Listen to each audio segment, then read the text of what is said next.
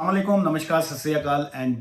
Good afternoon. दोस्तों, कैसे हैं आप? आई डू होप आप सब अच्छे होंगे जी, और ऊपर वाला जो है हमेशा आपको खुश रखे जी। आज का जो हमारा ये वाला व्लॉग है जी, वीडियो, इसका टाइटल है ब्रिटिश ओवरसीज सिटीजन जो है वो क्या होते हैं।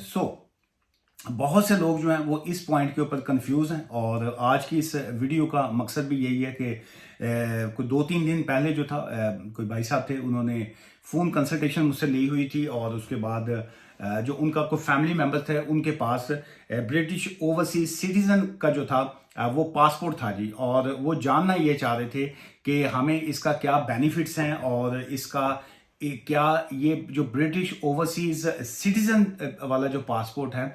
उसमें और जो ब्रिटिश पासपोर्ट है उसमें एक तो डिफरेंस क्या आ जाता है। आज का हम फोकस जो है, मैं ज़्यादा ये ब्रिटिश ओवरसीज सिटीजनशिप जो है ये हम उसी पे रखेंगे। ऑब्वियसली एज यू नो कि ब्रिटिश पासपोर्ट जो है वो तो एक कंप्लीट पासपोर्ट होता है ऑन द बेसिस ऑफ जो ब्रिटिश पासपोर्ट है। You can live in the country, आप यूके में रहते हैं, दुनिया के किसी भी जगह पे जाके आप ब्रिटिश पासपोर्ट को यूज़ करते हैं। आप तमाम एज अ ब्रिटिश सिटीजन जो है अपने राइट्स को जो है वो इस्तेमाल करते हैं। यूके में जॉब कर सकते हैं, यूके में परमानेंट रह सकते हैं, आपका मेडिकल, आपकी हर चीज़ जो है वो British as a British passport holder जो है वो आपके राइट्स में आ जाती है। लेकिन असल फोकस जो आज का है वो ब्रिटिश जो ओवरसीज सिटीजन जो होते हैं उस पासपोर्ट के ऊपर जो है आज हम मेन जो है उसी पे बात करेंगे। अच्छा, एक तो ब्रिटिश जो बीइंग ब्रिटिश सिटीजन जो है उसका भी मैं क्विकली जो है बेनिफिट्स वो बताता जाऊं, फिर उसके बाद हम दूसरी तरफ आते हैं। नंबर एक तो आ गया ब्रिटिश सिटीजनशिप जो है इन title, you can live and work in the United kingdom indefinitely, कि जब तक आप जिंदा हैं आप रह सकते हैं with no immigration restriction. With no immigration restriction mean कि आपके ऊपर किसी भी तरह का इमिग्रेशन की कोई रिस्ट्रिक्शंस नहीं होती, आप जब चाहें जाएं, जब चाहे वापस आएं जो है। So being allowed to you be able to apply for a UK passport. So अगर आप एलिजिबल हैं, आपके पास ब्रिटिश पासपोर्ट है, ऑब्वियसली आपके जो बच्चे होते हैं वो भी ऑटोमेटिकली जो फिर वो ब्रिटिश ही होते हैं। So right to remain in the UK as long as you want जो है, जो जब तक आप चाहें जो है आप यूके में जो है रह सकते हैं। सो टेक्निकली तौर पे ये आपका परमानेंट जो है ये एक राइट होता है। फिर उसके बाद आ गया कि you are granted a full civil rights जो है, आपके फुल सिविल राइट्स जो होते हैं वो होते हैं। सो इसे इंक्लूडिंग राइट ऑफ वोट कह लीजिए, या इलेक्शन कंटेस्ट करना, या तमाम तरह के जो राइट्स हैं वो आपको मिलते हैं जी। सो नंबर एक तो ये है कि there are no limit on international travel. आपका इंटरनेशनल ट्रैवल के ऊपर जो है किसी भी तरह की जो है वो लिमिट्स नहीं होती। आप जब चाहें,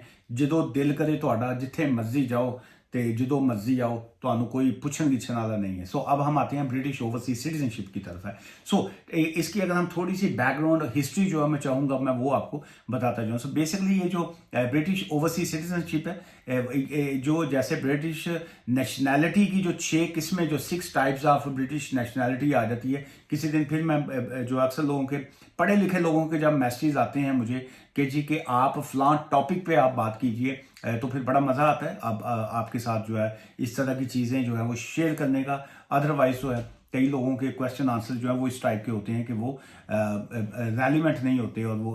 ऑब्वियसली फिर भी उसका भी रिप्लाई तो देना पड़ता है। अच्छा, सेकंड इसमें ये आ गया है कि क्या ये जो ये वाला ब्रिटिश ओवरसीज सिटीजनशिप जो है एक तो British under the British nationality act 1983 जो है, एक तो ये उसी के अंडर आ जाती है, जो उसकी मुख्तलिफ 6 एग्ज़ाम जो आ जाती हैं, जो 6 टाइप्स की जो आ जाती हैं, उसी में से जो है एक वन ऑफ देम है। अब इसके जो डिसएडवांटेज की तरफ अगर आते हैं, जो ब्रिटिश ओवरसीज सिटीजनशिप का जो मेजर लोगों की कंसर्न्स जो होती हैं कि क्या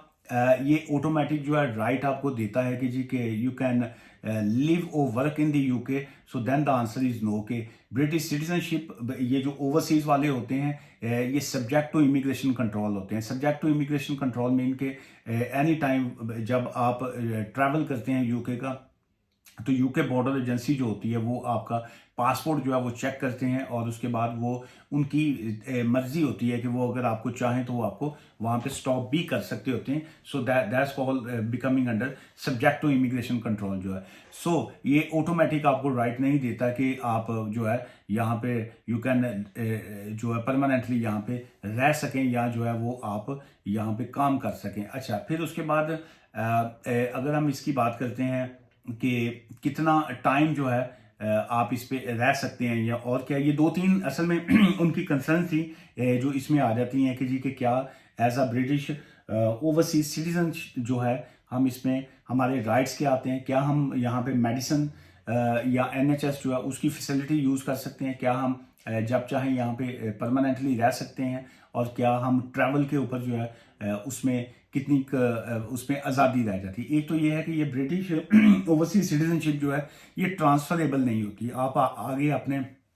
बच्चों में जो है वो उसको स्विच नहीं कर सकते, उसमें उसकी स्विचिंग जो है वो अलाउड नहीं होती। सो टेक्निकली तौर पे जो ब्रिटिश गवर्नमेंट के अंडर जो कॉलोनीज जो आती थी या जो ऐसे कंट्रीज जो थे जहाँ पे ब्रिटिश राज था, तो वहाँ पे जिस वक्त उन लोगों को वहाँ का उन्होंने पासपोर्ट नहीं दिया, तो वो उसी जो लीगल शेप उसको देते हुए फिर ब्रिटेन ने जो था उनको as a British overseas citizenship का जो था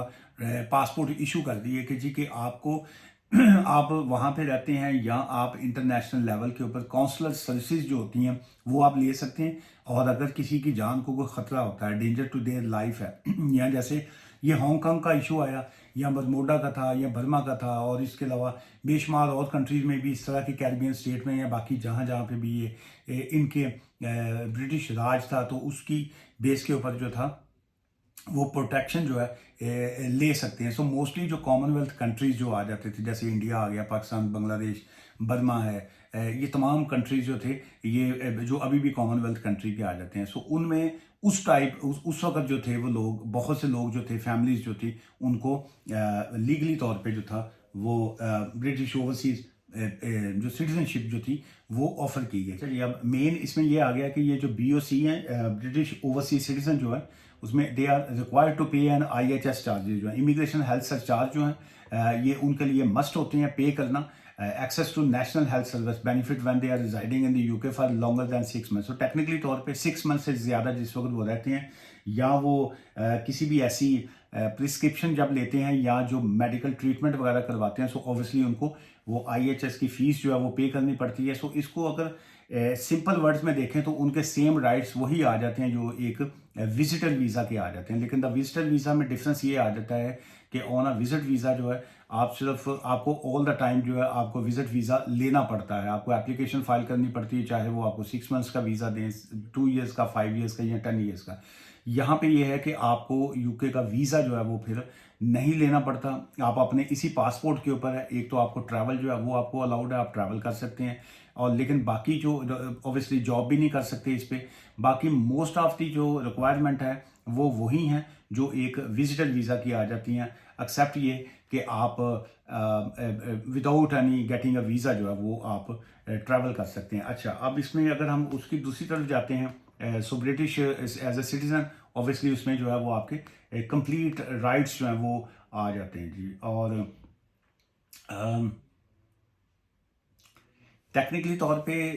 क्या अभी भी ये जो ब्रिटिश ओवरसीज सिटीजनशिप है ये अभी भी दी जा रही है? बिल्कुल अभी भी जो है, जैसे अब हांगकांग का जो था इशू आया,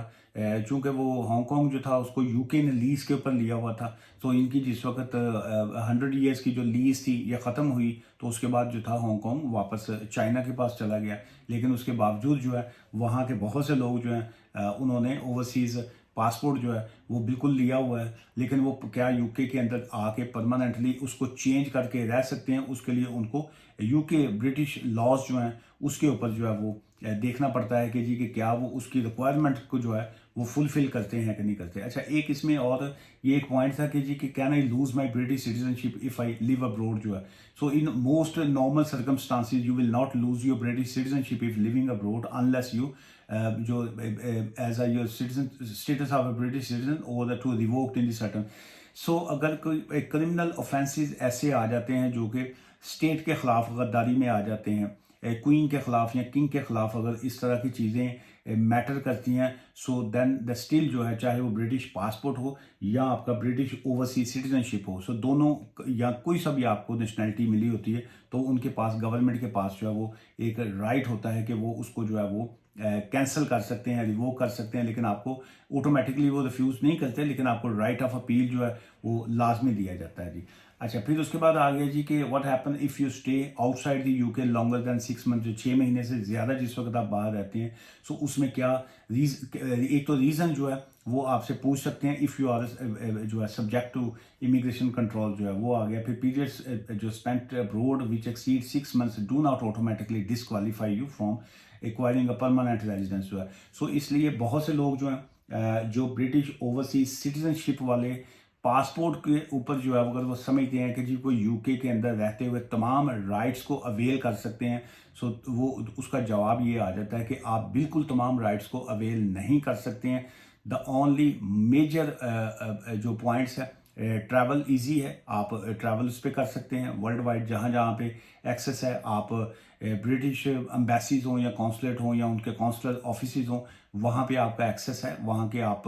जो एज आ सिटीज़न जो है आप उनसे कांटेक्ट कर सकते हैं, बाकी चीज़ों को आप कंसिडर कर सकते हैं। लेकिन जो परमानेंट यूके के अंदर रिजाइड के राइट्स या आपके जॉब्स के राइट्स या बाकी जो होते हैं वो इसमें नहीं होते जी। आज की इस वीडियो से इजाज़त दीजिएगा, दुआ में याद रखिएगा। Take care, bye for now.